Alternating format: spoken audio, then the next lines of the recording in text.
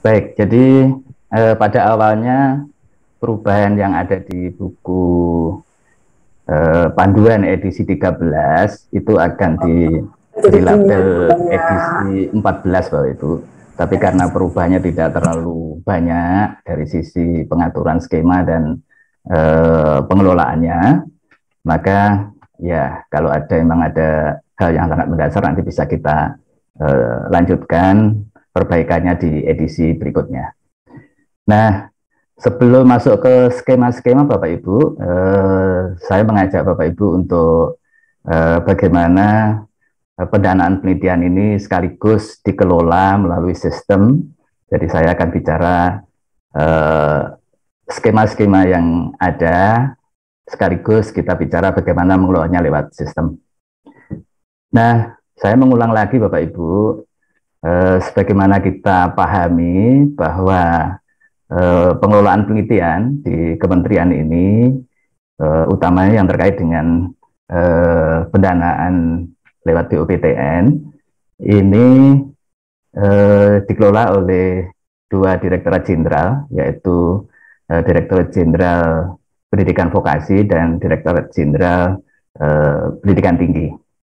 Nah, saat ini Bapak Ibu kita akan eh, lebih fokus membicarakan skema-skema penelitian yang ada di perguruan tinggi, utamanya untuk para dosen yang berada pada home base prodi akademik, gitu ya. Jadi yang prodi vokasi kan sudah kita tutup call proposalnya beberapa waktu yang lalu dan sekarang dalam posisi akan direview.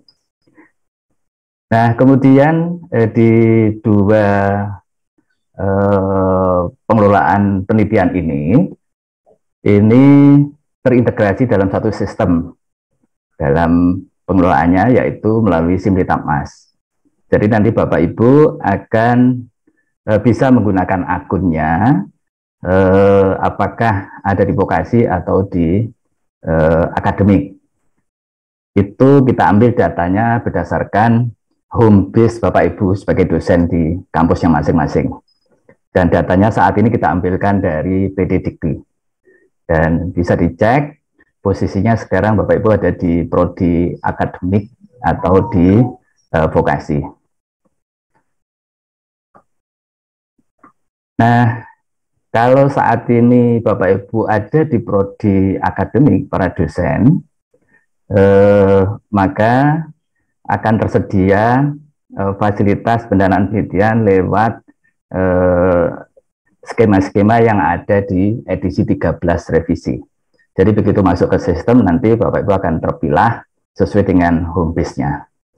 Nah, pada kesempatan ini kita akan membicarakan Bapak Ibu para dosen yang ada di home base pendidikan akademik. Untuk ketentuan umum Bapak Ibu, saya kira yang sudah terbiasa mengikuti edisi 13 dan sebelumnya ini sudah sangat paham bagaimana kita mengatur siapa yang eligible untuk mengusulkan penelitian dan pengabdian masyarakat. Jadi pada dasarnya semua dosen yang memiliki NIDN atau NIDK itu dapat mengajukan penelitian. Yang mengajukan adalah ketuanya. Ya, jadi ketuanya harus memiliki NIDN atau NIDK. Kemudian semua usulan itu harus mendapat approval atau persetujuan dari pengelola penelitian di setiap perguruan tinggi. Jadi dalam hal ini ya tergantung namanya apa. Saya sebut aja secara umum lembaga penelitian atau lembaga penelitian dan pengabdian kepada masyarakat. Kemudian setiap dosen itu pada dasarnya memiliki kuota atau hak untuk mengusulkan penelitian di dua judul, ya, di dua judul, satu sebagai ketua, satu sebagai anggota. Atau kalau tidak memanfaatkan sebagai ketua, bisa keduanya sebagai anggota.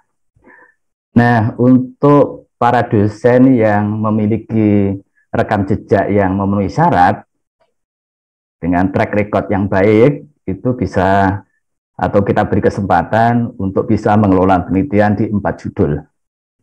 2 sebagai ketua, 2 sebagai anggota, atau variasi dari itu, bisa keempat-empatnya sebagai anggota. Jadi kuotanya seperti itu.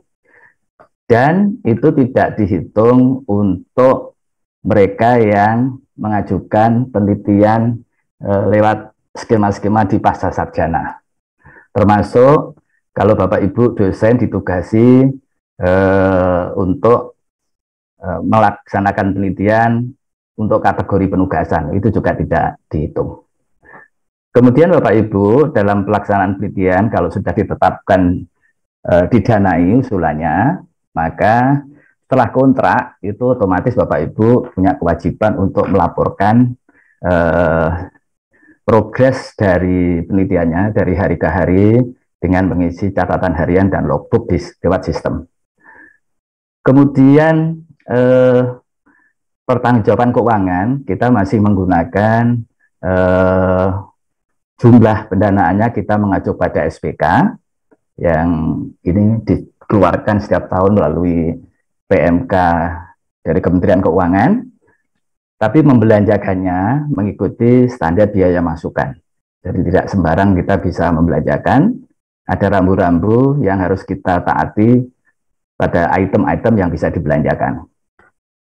Kemudian juga Bapak Ibu, mereka yang mendapat pendanaan dan nanti menghasilkan luaran, itu ada kewajiban untuk mencantumkan acknowledgement. Apakah itu di publikasi atau untuk media yang lain. Ya, jadi ini biasanya kita tuangkan dalam kontrak dan Bapak Ibu terikat untuk memberikan acknowledgement itu. Baik, nah sedikit kuota tambahan Bapak Ibu.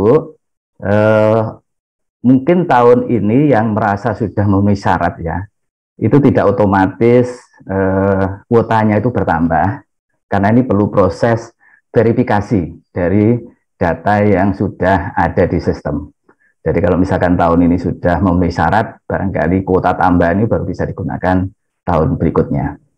Nah, mereka yang mendapat kuota tambahan ya dari 2 skema atau 2 judul ke 4 judul tadi, ada persyaratan-persyaratan yang harus diikuti. Yang pertama, kalau Bapak Ibu punya rekam jejak publikasi, itu bisa kita akomodasi dengan persyaratan tertentu, nanti habis ini slide-nya. Kemudian bisa juga kalau Bapak Ibu punya rekam jejak dari perolehan KI, atau Bapak Ibu punya karya monumental untuk teman-teman di bidang seni dan budaya. Kemudian juga kalau Bapak Ibu terlibat dalam tim penyusun naskah yang berujung pada undang-undang atau peraturan daerah gitu. Nah, ini detailnya Bapak Ibu, ini bisa dibaca di buku panduan. Untuk yang teman-teman akademik, persyaratannya publikasinya harus memiliki H-index lebih dari 5 untuk saintek ya. Dengan catatan harus pernah jadi penulis pertama atau korespondensi sebanyak 5 judul juga gitu. Untuk sosum H-index 3 dan jumlah tulisan sebagai penulis pertama dan korespondensi jumlahnya 3 minimal gitu. H-index yang kita pakai adalah H-index berdasarkan data yang ada di Scopus, bukan yang di Google Scholar. Kemudian untuk paten, jadi yang kita akui untuk yang KI ini paten dan paten sederhana itu paling tidak minimal punya 5 kalau terdaftar, tapi kalau granted cukup 1 saja. Kemudian karya monumental juga begitu, ini kita mengacu pada Permendikbud Dikti, rambu-rambunya, kemudian juga kalau Bapak Ibu punya pengalaman menyusun naskah akademik yang ujungnya diterbitkan undang-undang atau peraturan daerah, bisa didaftarkan nanti di profil Bapak Ibu masing-masing. Baik, kita mulai sekarang yang saat ini sedang berlangsung. Tadi sudah disampaikan oleh Pak Direktur bahwa saat ini kita sedang menerima proposal, menerima usulan dari Bapak Ibu sampai nanti tanggal 10 Februari. Dan kita harapkan Bapak Ibu tidak mengunggah proposalnya di hari terakhir ya, paling enggak 2 atau 3 hari sebelum deadline itu kalau bisa sudah disubmit, karena biasanya di hari terakhir ini lalu lintasnya sangat tinggi dan bisa berujung pada kegagalan Bapak Ibu menuntaskan proses pengusulannya. Nah, tata cara pengusulannya kurang lebih sama dengan apa yang sudah biasa kita lakukan di tahun-tahun sebelumnya. Mungkin ada sedikit perbedaan di sana sini, kita lengkapi dan kita sesuaikan berdasarkan skema-skema yang ada. Itu saja perubahannya. Ya, nanti kita lihat satu persatu. Nah, ini tadi juga sudah disampaikan oleh Pak Direktur. Dasar kita membuat atau mengubah buku panduan ini paling tidak ada 3 ini ya. Yang pertama adalah kita mengevaluasi selama ini, walaupun kita sudah mencoba mengelola penelitian berdasarkan berbasiskan TKT, dan ujungnya adalah hilirnya adalah di TKT 7-9, tapi kita rasakan produktivitas sampai ke hilirnya itu yang masih relatif rendah. Sehingga pada buku panduan ini yang kita perjelas, kita perkuat bagaimana mitra industri, dunia usaha, dunia industri itu lebih intens bersinergi dengan para pengusul. Jadi misalkan persyaratan keberadaan mitra itu tidak hanya persyaratan administrasi saja, tapi betul-betul selama proses penelitian mitra itu terlibat dari waktu ke waktu. Jadi nanti ada kewajiban, ada anggota dari mitra yang harus terlibat dalam proses penelitian sebagai jaminan bahwa pihak mitra betul-betul bersinergi dan dari waktu ke waktu mengawal perjalanan penelitian. Kemudian yang kedua, Bapak Ibu, ada prioritas pendanaan. Jadi usulan Bapak Ibu yang terkait dengan 5 tema ini, jadi Blue Economy, Green Economy, Digital Economy, pariwisata dan kemandirian kesehatan, tentu saja akan mendapat perhatian lebih. Jadi judul topik tema upayakan untuk bisa mendukung kebijakan 5 tema ini. Nanti akan mendapatkan poin dalam proses penilaiannya. Kemudian juga bagaimana penelitian ini bisa mendukung program MBKM. Pada tahap pengusulan ini kita minta datanya apakah memang penelitian atau usulan Bapak Ibu itu dikaitkan dengan program MBKM. Ini 3 kebijakan yang kita akomodasi di panduan edisi 13. Kita masuk ke skema penelitian Bapak Ibu. Kalau kita petakan dari panduan yang ada di edisi 13, ada beberapa skema yang kita coba yang sifatnya overlapping, itu kita integrasikan ke dalam skema yang relevan. Jadi misalkan aja dulu ada skema world class research yang pada dasarnya itu adalah penelitian dasar, ya. Itu kita integrasikan di penelitian dasar kompetitif nasional. Kemudian juga tadi saya sampaikan terkait dengan skema yang memang mendukung hilirisasi untuk mendapatkan TKT 7-9, itu ada beberapa skema yang sebelumnya ada di kompetitif nasional, ada di desentralisasi, bahkan kita punya skema namanya konsorsium pada saat itu. Nah, ini kita evaluasi kurang efektif karena pengawalannya kurang intens gitu. Nah, untuk yang di edisi 13 revisi ini kita integrasikan ketiga skema itu menjadi skema pengembangan. Tapi pengelolaannya melalui proses penugasan. Jadi nanti ada seleksi tersendiri untuk mereka yang akan diundang untuk mendapatkan penugasan ini. Jadi sifatnya ini penugasan Bapak Ibu. Nah, proses rekrutmennya nanti kita sampaikan ya, ada proses tersendiri.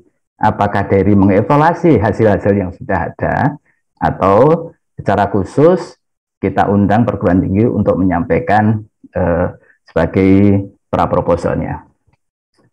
Kemudian untuk skema kapasitas, ini ada beberapa skema yang sudah keluar dari keinginan awal. Jadi misalkan saja skema pasca doktor, dulu kita inginnya itu dosen betul-betul tinggal di lembaga atau unit atau grup penelitian yang memang lebih senior gitu ya. Jadi mereka yang baru lulus doktor itu bisa bergabung, kalau istilah yang sudah biasa kita dengar adalah postdoc gitu ya.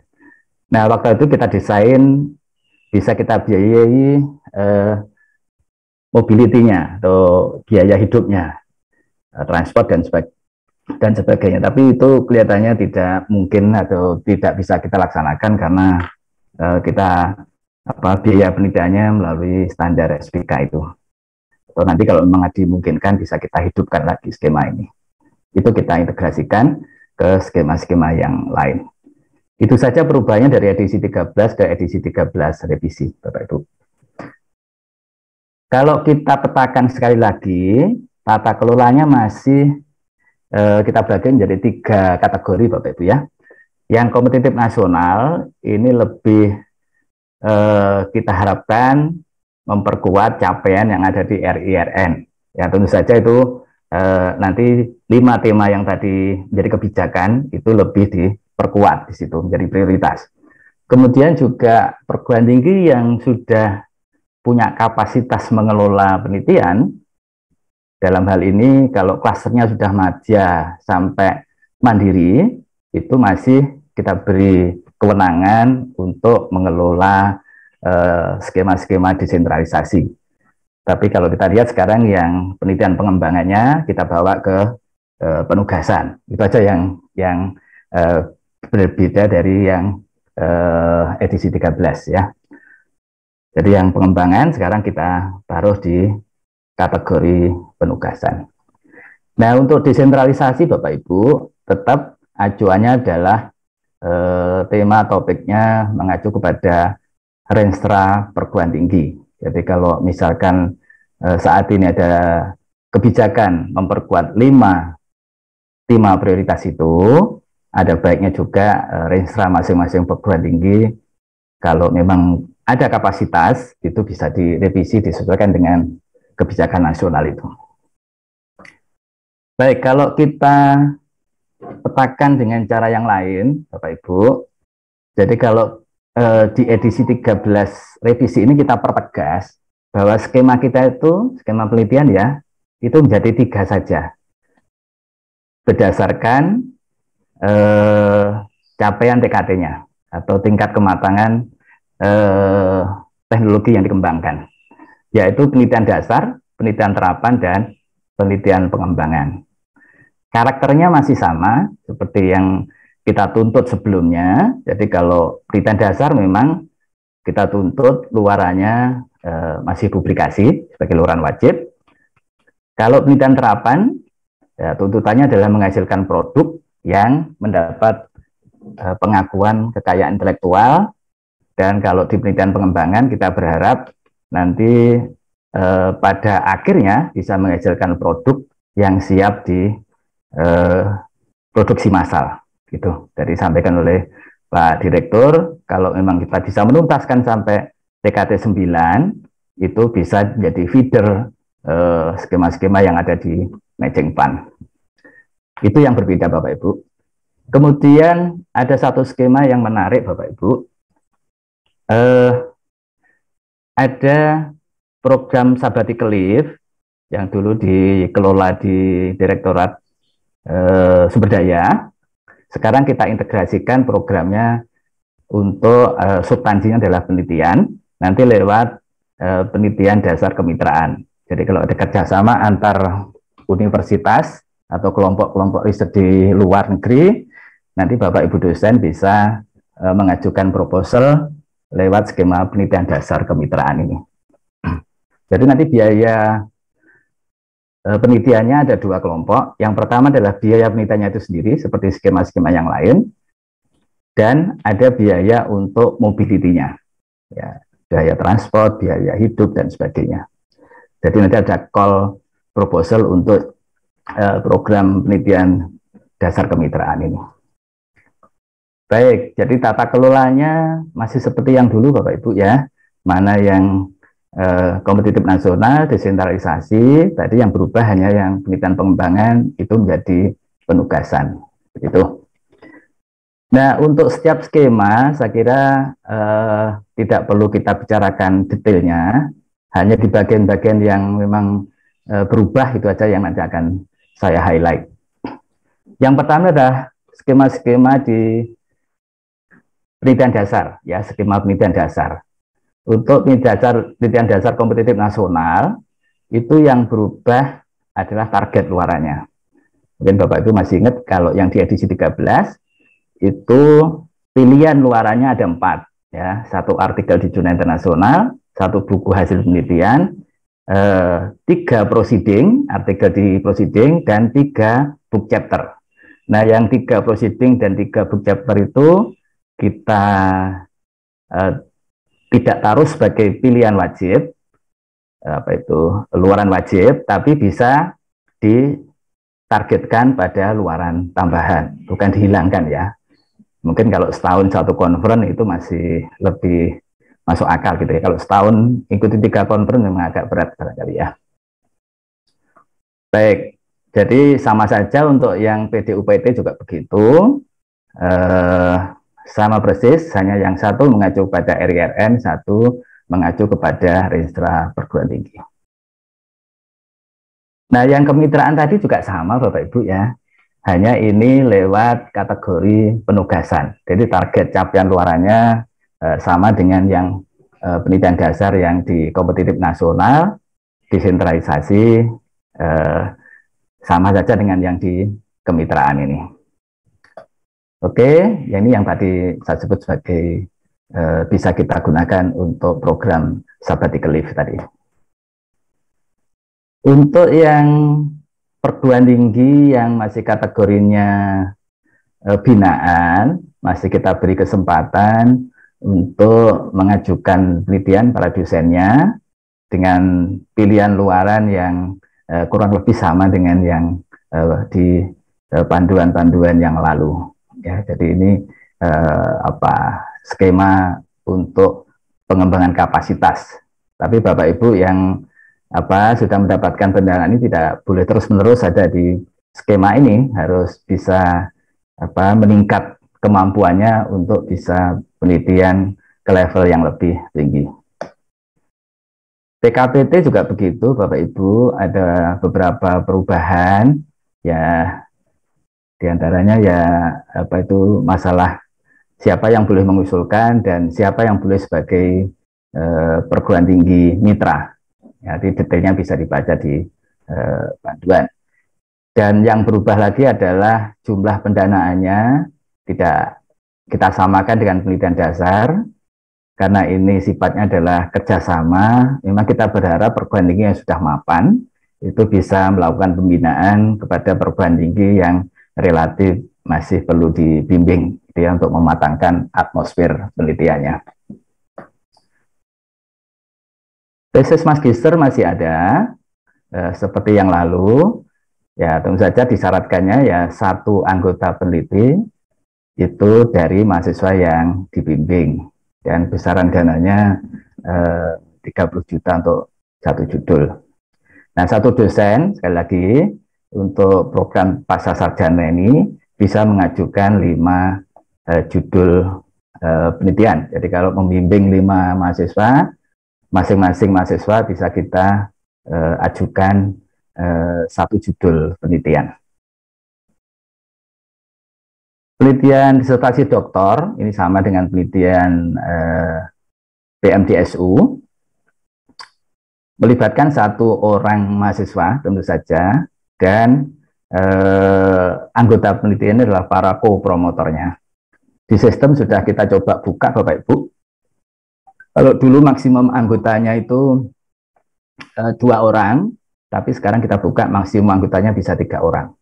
Dari 3 orang itu ya 2 co-promotor itu bisa menjadi anggota sekaligus dua-duanya, tambah satu sebagai mahasiswa.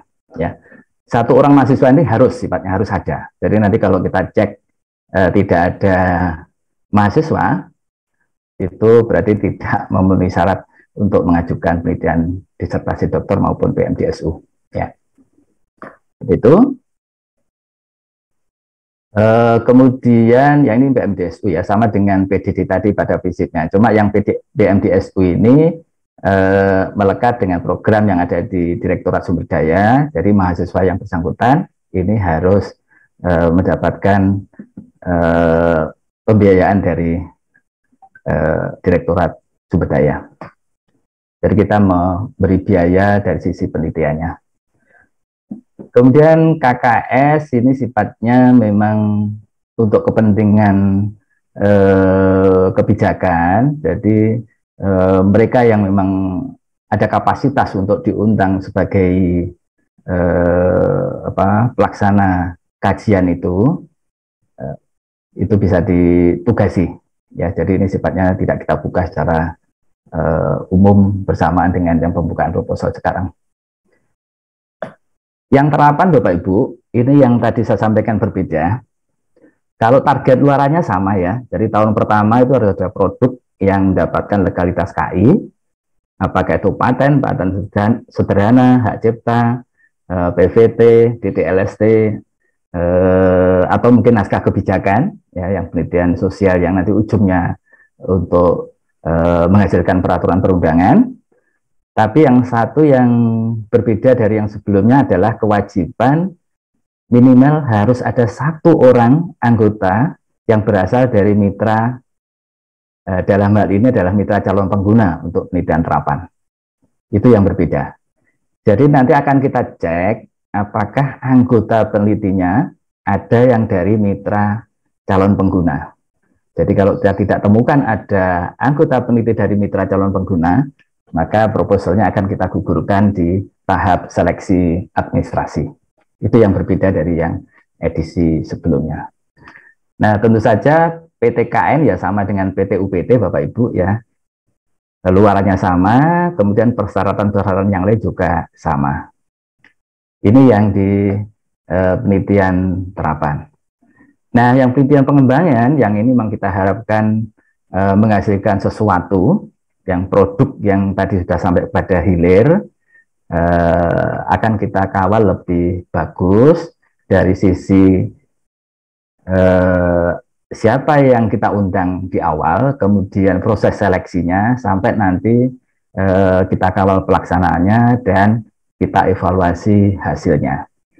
Sama dengan yang penelitian terapan, kita wajibkan mitra, dalam hal ini adalah mitra investor, ya, jadi mitra penggunanya kita sebut mitra investor di penelitian pengembangan ini. Kita syaratkan ada satu orang anggota pengusul yang berasal dari mitra, dan satu orang itu nanti harus tercantum di surat pernyataan yang diunggah di sistem, gitu. Ya, itu sama ya, sama dengan terapan harus ada satu anggota dari mitra. Yang lain-lain sama Bapak Ibu ya.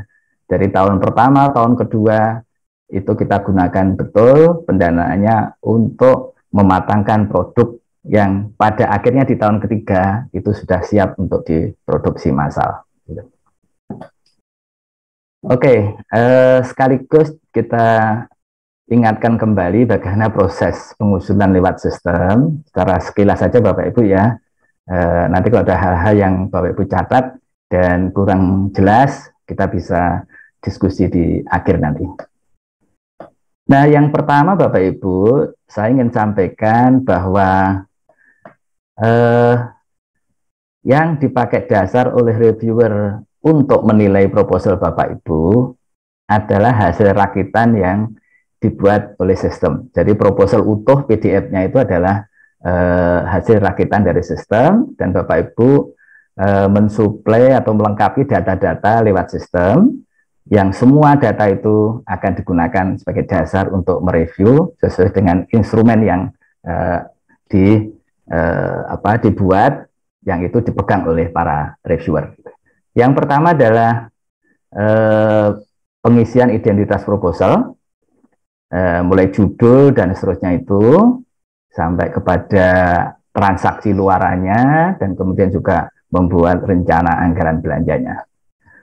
Kemudian yang kedua, satu blok ini adalah template yang sudah kita sediakan di sistem, yang Bapak Ibu unduh, kemudian diisi, disimpan lagi dalam bentuk file PDF, dan diunggah kembali.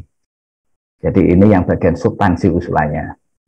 Kemudian biodata, ini adalah bagian yang kita ambil dari profil Bapak Ibu.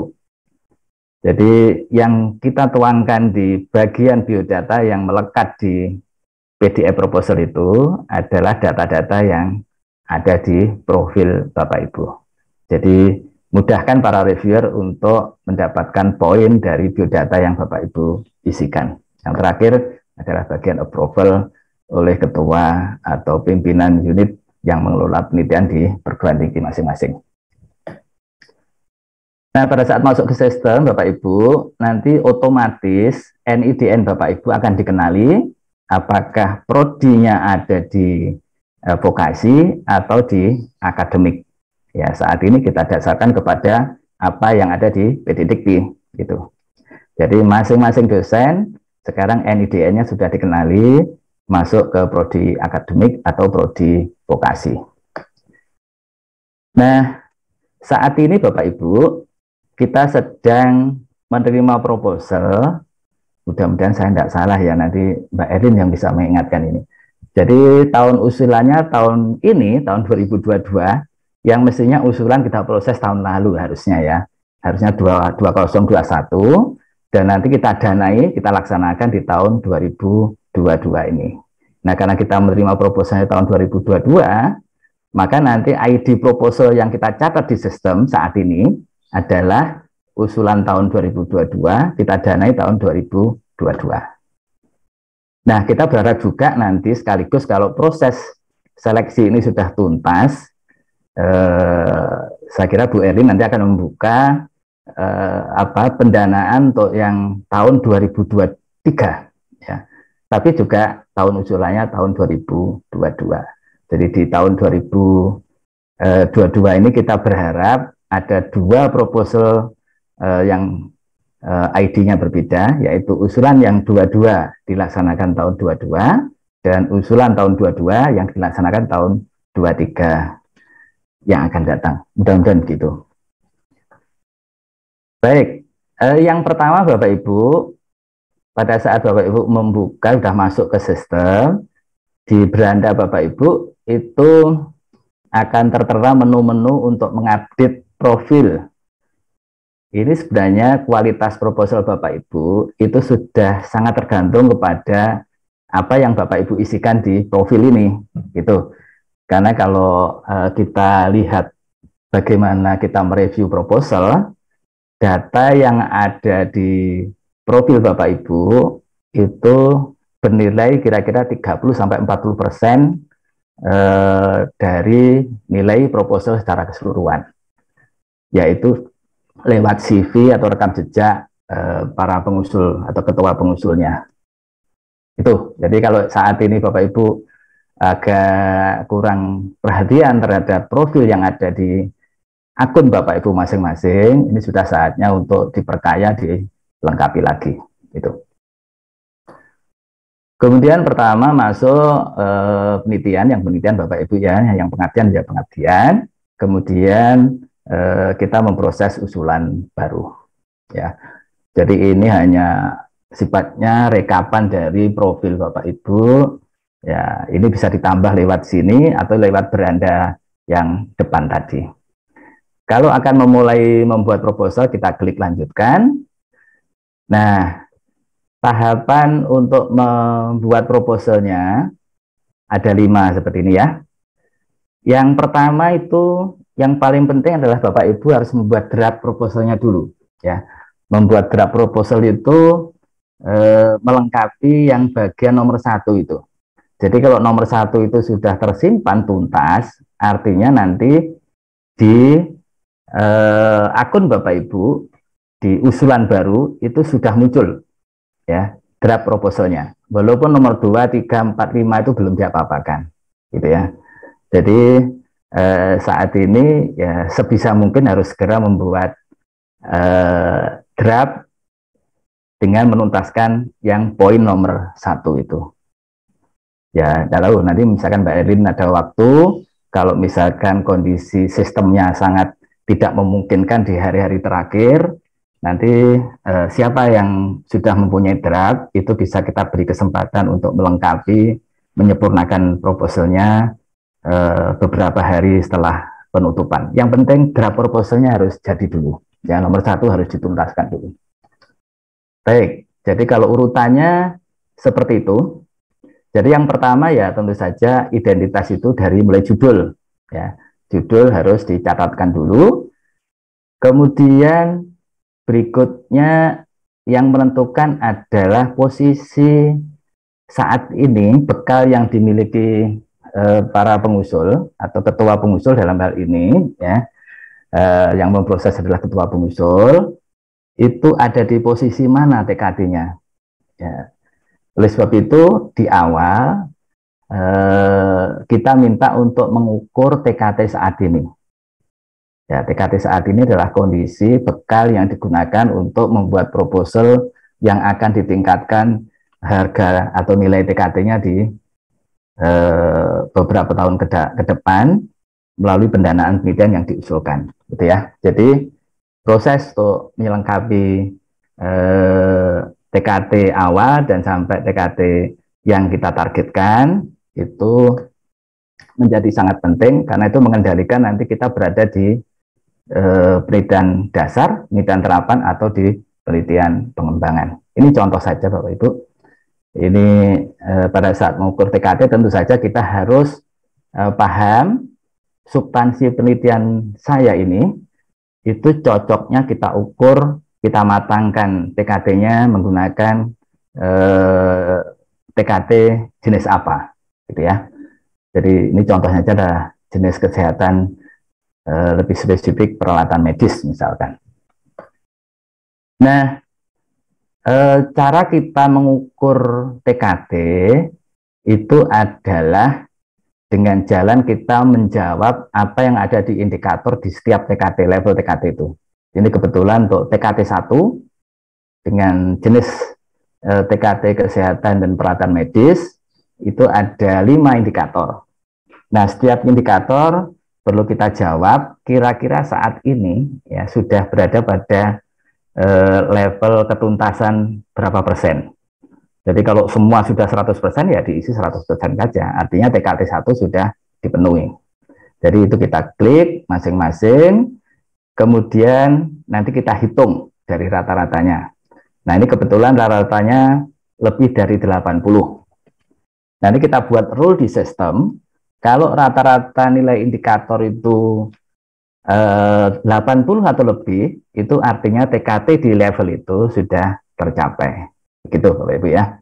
Nah kalau sudah tercapai maka kita diuji ke TKT yang berikutnya, TKT 2. Sama caranya, indikator kita cek, kita jawab, posisinya sudah tercapai berapa persen. Nah kalau kondisinya seperti itu artinya sudah tercapai rata-rata 90%, tentu saja ini memenuhi syarat bahwa TKT 2 sudah tercapai. Tombol yang di bawah menunjukkan lanjut. Jadi kita klik lanjut, kemudian kita diuji lagi ke TKT 3 dengan indikator, kebetulan ada 3 indikator, dan kita coba jawab. Nah, kebetulan ini rata-ratanya 86, yang berarti TKT 3 ini sudah tercapai. Tombol di bawah ada menunjukkan kita diminta lanjut. Ya, kita klik lanjut, kita berada pada posisi TKT 4. Nah, setelah kita mencoba menjawab, ternyata rata-ratanya hanya 70. Nah, itu maknanya adalah TKT 4 ini belum tercapai. Atau dengan kata lain, yang sudah tercapai baru TKT 3. Jadi nanti kalau mendapatkan pendanaan penelitian, maka kita berusaha untuk menuntaskan TKT 4, TKT 5, sesuai dengan target yang kita buat. Nah, dalam posisi seperti ini Bapak Ibu, itu tombolnya tidak lanjut tapi simpan. Jadi sistem akan membaca kita berada pada posisi TKT 3. Nah, setelah saya simpan, maka otomatis TKT saat ini itu ada di 3. Jadi TKT yang saat ini itu tidak bisa diisi secara manual, kita harus ukur lewat sistem tadi. Nah, para peneliti diminta untuk membuat target ya. Berapa dinaikkannya dari TKT 3 yang saat ini didapat ya. Misalkan diisi 5 di situ ya. Kemudian kita simpan. Begitu kita simpan, semua transaksi berada pada level TKT 35 ini. Berarti ini adalah wilayahnya penelitian terapan kan Bapak Ibu ya. Maka semua menu yang ada di transaksi berikutnya adalah di penelitian terapan. Itu. Nah, ini sekedar saya sampaikan rule yang kita buat di sistem. Kalau hasil pengukurannya berada di level seperti itu, di tabel itu, maka otomatis nanti pilihan targetnya ada di sebelah kanannya, kolom ketiga itu. Ya. Jadi kita tidak bisa lompat dari misalkan TKT 1 kita naikkan menjadi TKT 5, tidak bisa. Jadi kita tuntaskan dulu, kalau memang TKT 1 ya pilihannya hanya di penelitian dasar. Ya, jadi kita tuntaskan di sana. Oleh sebab itu, itulah yang menyebabkan kenapa kita memberi peluang untuk ada penelitian yang multi-years. Ya. Pilihannya 2 atau 3 tahun. Jadi kalau misalkan penelitiannya tidak bisa tuntas dalam 3 tahun, ya nanti bisa ditambah, diajukan lagi di penelitian dasar gitu ya. Karena pada prinsipnya untuk proses mematangkan TKT itu diperlukan waktu yang sangat bervariasi. Baik, jadi kalau ini sudah tadi TKT-nya berada di level terapan, maka semua transaksi itu pasti di level penelitian terapan. Apakah itu di kompetitif nasional, desentralisasi, atau di penugasan. Kemudian pilihan SBK itu mengikat nanti berapa biaya per bidangnya. Jadi mengikuti bidang fokusnya apa. Ya, jadi pilihan bidang fokus yang paling bawah itu di layar ini ya, kesehatan itu mengikat nanti akan berapa SBK yang dibolehkan untuk bidang kesehatan. Nanti digunakan dasar untuk menyusun RAB-nya. Itu. Oke, jadi kita isikan saja. Jadi satu kepentingannya yang ini adalah untuk mengatur SPK dan berapa nilai SPK-nya. Dan tentu saja Bapak Ibu ini juga mengikat bidang tema topik yang menjadi prioritas itu di sini nih letaknya ya, di sini ya. Jadi transaksi ini tidak hanya sekedar klik memilih, tapi betul-betul harus sesuai dengan substansi penelitian yang akan diajukan. Nah, lama kegiatan sekali lagi, kalau tadi misalkan posisinya itu TKT 5 itu hanya dibutuhkan waktu 2 tahun ya, pilih angka 2 gitu ya. Kemudian untuk yang penelitian Bapak Ibu, kita batasi sementara ini untuk penelitian itu jumlah mahasiswa yang akan dilibatkan dalam kegiatan MPKM ini kita beri maksimum 5 ya, jadi diisi 0 pun juga boleh. Tapi sekali lagi ini menjadi catatan bahwa penelitian ini sebisa mungkin mendukung program MPKM. Oke, selanjutnya proses melengkapi isian anggota seperti yang lalu-lalu. Tapi ada yang baru Bapak Ibu, ini juga atas permintaan para reviewer. Kalau anggotanya itu diminta tugasnya apa, ya ketuanya harus jelas. Ya, ketuanya juga tugasnya apa. Jadi dalam aplikasi yang kita perbaiki ini, kita memberi ruang tugas ketua pengusulnya itu apa. Ya, silakan diisi. Nanti catatan-catatan ini akan muncul di PDF proposalnya. Jadi ini cara kita memanggil anggota. Kalau anggotanya di lingkungan Kementerian Pendidikan dan Kebudayaan tidak ada masalah. Begitu kita enter NIDN nanti akan muncul nama yang bersangkutan. Kalau dari non-dosen, termasuk yang dari mitra, diisikan dari layar ini, jadi dari anggota yang non-dosen. Setelah kita simpan, nanti akan muncul rekapan anggota seperti ini. Jadi ini sudah maksimal anggotanya, 2 dari dosen, 1 dari mitra. Ya, 1 anggota dari dosen, 1 dari mitra itu sudah cukup sebenarnya. Ya, sudah cukup. Oke, berikutnya adalah substansi. Ya, kita memproses substansi penelitian. Bapak Ibu tidak perlu mencari-cari template di tempat lain ya. Jadi template-nya diunduh dari apa yang menunya ada di hadapan Bapak Ibu. Jangan tanya-tanya template-nya untuk penelitian terapan itu yang seperti apa. Silakan diunduh, sudah kita sediakan template-nya di situ. Ya, jangan sampai nanti keliru template yang tahun sebelumnya misalkan saja ya. Seperti itu, silakan mengunduh sendiri. Tapi di atas itu ada pertanyaan kelompok makro riset. Ini sebenarnya tidak terlalu mempengaruhi penilaian proposal Bapak Ibu, tapi silahkan aja diisi sesuai dengan kondisi yang Bapak Ibu persepsikan di proposalnya ini. Ya, ini nanti akan kita gunakan untuk melengkapi database dan kita ambil datanya. Itu aja. Jadi tidak mempengaruhi kualitas proposal yang dinilai. Kalau tidak Bapak Ibu temukan, silakan mengisi kelompok riset lainnya yang pilihan paling bawah itu. Nah, ini contoh template-nya Bapak Ibu. Memang template-nya kita buat sedemikian rupa. Kondisinya seperti itu, yang dalam kotak itu sekaligus sebagai petunjuk, yang nanti akan digunakan oleh reviewer untuk menilai. Silahkan mengikuti isian-isian sesuai dengan petunjuk yang ada di kotak itu. Ya, Bapak Ibu. Kemudian kalau template sudah diunduh, kemudian sudah diedit, silakan simpan PDF dan diunggah kembali. Perlu kami ingatkan, itu ada batas ukuran filenya.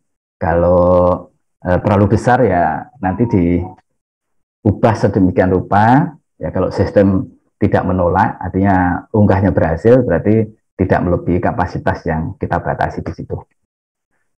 Kemudian luaran wajib, ini contoh saja, dari awal, untuk ini karena kasusnya penelitian terapan ya, silakan pilih nanti produk yang dihasilkan itu akan didaftarkan mendapatkan kekayaan intelektual apa. Ya, jadi misalkan saja kalau itu kita pilih paten sederhana, ya nanti konsekuensinya ada isian berikutnya seperti ini, contoh saja, silakan dilengkapi. Ini menjadi penting Bapak Ibu ya, jadi nanti reviewer akan menilai luaran, tapi masih dalam bentuk proposal. Itu yang barangkali tidak mudah bagi reviewer ya. Nah, data-data yang Bapak Ibu isikan ini menjadi penting di sini. Ya, menjadi penting. Misalkan substansi dari produk yang dihasilkan, ya, yang dipatenkan itu, tentu saja substansinya harus sama dengan substansi proposalnya. Itu sebagai contoh saja ya. Untuk yang luaran tambahan bebas saja. Jadi sementara di sistem kita sediakan ada 13 pilihan. Ya, kalau tidak ada di 13 itu ya tidak usah dicari-cari. Sementara yang kita cantumkan 13 itu, kalau memang tidak ada pilihan tidak ingin ada luaran tambahan juga tidak masalah karena sifatnya tambahan saja, tidak wajib. Nah, berikutnya adalah membuat RAB. Nah, RAB ini yang muncul di sistem tadi terikat oleh pilihan bidang fokus tadi ya, yang pertama tadi ya, di identitas. Jadi kalau dipilih kesehatan nanti akan muncul SPK di bidang kesehatan itu. Nah, tidak harus sama persis di SPK. Jadi Bapak Ibu bisa membuat RAB itu paling rendah 60% dari nilai SPK. Tapi komponen pembelanjaannya harus mengikuti SBM. Ini yang dari awal perlu diperhatikan.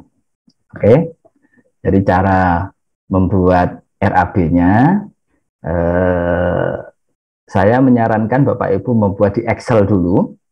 ya, kemudian segera diselesaikan RAB-nya ini. Karena kalau Bapak Ibu menunggu di hari terakhir, karena ini transaksi untuk memproses RAB ini cukup lama ya Bapak Ibu ya, nanti bisa-bisa tidak terproses dengan baik gitu ya. Jadi RAB ini harus segera dituntaskan. Oke. Yang berikutnya adalah tahap yang keempat itu melengkapi dokumen pendukung mitra misalkan ya. Nah, mitra itu Bapak Ibu perlu dipahami ada dua kelompok mitra ya. Mitra pelaksana, pelaksana penelitian, dan mitra pengguna. Jadi mitra pengguna itu kalau di penelitian terapan namanya mitra calon pengguna, kalau di penelitian pengembangan namanya mitra investor gitu.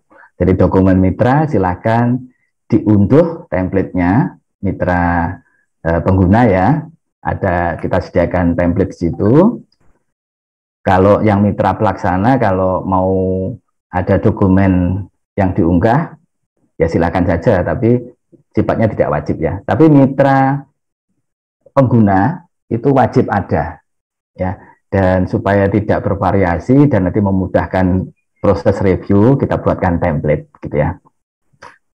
Silakan diunduh, kemudian diisi, filenya di PDF-kan, dan diunggah kembali. Nanti akan bisa dilihat oleh para reviewer. Ini contoh saja isiannya. Oke, kalau sudah diunggah nanti akan ada indikasi kapan diunggahnya, dan itu bisa dicek nanti pada proposal utuhnya sudah ada atau belum di lampirannya ya. Kalau sudah muncul belum di lampirannya. Nah, tahap terakhir adalah tahap kirim usulan. Ini sekaligus kita gunakan untuk mengecek kalau ada item-item proposal yang masih belum lengkap. Ya, dalam posisi seperti ini Bapak Ibu sudah bisa mengunduh sebenarnya usulan penelitian utuhnya, gitu ya. Sebelum disubmit pun sudah bisa diunduh. Gitu. Nah, kalau Bapak Ibu menemukan di bagian kirim usulan ini yang masih berwarna merah seperti itu pasti ada sesuatu yang belum tuntas. Artinya tidak bisa dikirim proposal ini, ya. Jadi kita sudah buat filter penuntasan proposalnya. Dalam kasus seperti ini, anggotanya salah satu belum melakukan persetujuan. Nah, silakan caranya mau dikontak yang bersangkutan untuk masuk ke sistem, segera menyetujui atau bagaimana. Jadi silakan cepat-cepat membuat keputusan. Ya, ini contoh saja. Kalau yang bersangkutan yang belum melakukan persetujuan tadi itu di akunnya itu ada notifikasi, ada itu tanda 1, itu artinya ada 1 persetujuan yang perlu diproses gitu ya. Nah, itu kalau diklik nanti di berandanya akan muncul menu ini, mau setuju tidak gitu ya. Jadi kalau diklik ditolak juga nggak apa-apa, nanti penelitinya bisa cari yang anggota yang lain ya, ketua pengusulnya. Tapi kalau setujui, nanti prosesnya ini proses menu setuju tidaknya. Nah, kalau sudah setuju ya artinya yang tadi tanda tanya sudah hilang ya. Nah, terakhir kalau ada yang masih berwarna merah, itu tombol kirimnya itu masih putih seperti itu ya. Kalau sudah tuntas, sudah tidak ada yang warna merah, maka tombolnya menjadi hijau dan usulan bisa dikirim. Dikirim itu artinya adalah dikirim ke pengelola di perguruan tingginya masing-masing untuk diproses lebih lanjut, ya, untuk mendapatkan approval. Gitu. Oke, jadi itu tuntas untuk pembuatan proposal. Berikutnya nanti akan ada proses penilaian, ya. Ini saya mengingatkan kembali saja, untuk proses penilaian, item-item yang dinilai kurang lebih seperti yang ada di layar itu, Bapak Ibu ya. Dan ini belum kita tuntaskan untuk yang akademik, dalam waktu dekat perlu kita beri proporsi bobot dari masing-masing yang kita nilai ini. Tapi yang jelas di situ yang hal yang baru Bapak Ibu, ada poin yang kita berikan sebagai bonus kalau penelitian Bapak Ibu terkait dengan 5 tema kebijakan itu. Termasuk kualitas mitra itu menjadi bagian yang sangat penting dan akan menjadi pertimbangan kualitas proposal secara keseluruhan. Ya, jadi kualitas mitra, terutama yang di penelitian yang terapan ya dan pengembangan, ini menjadi sangat penting. Gitu. Oke, kalau mudah-mudahan penetapannya diterima proposalnya dan tahap berikutnya adalah pelaksanaan penelitian. Nanti kita masih ada proses monep kalau sudah dilaksanakan, dan terakhir nanti ada proses penilaian hasil ya di akhir siklus pengelolaan penelitian. Saya kira itu Mas Lutfi yang bisa saya sampaikan untuk pengusulan penelitian beserta skema-skema yang kita perbaiki di edisi 13. Terima kasih, saya kembalikan.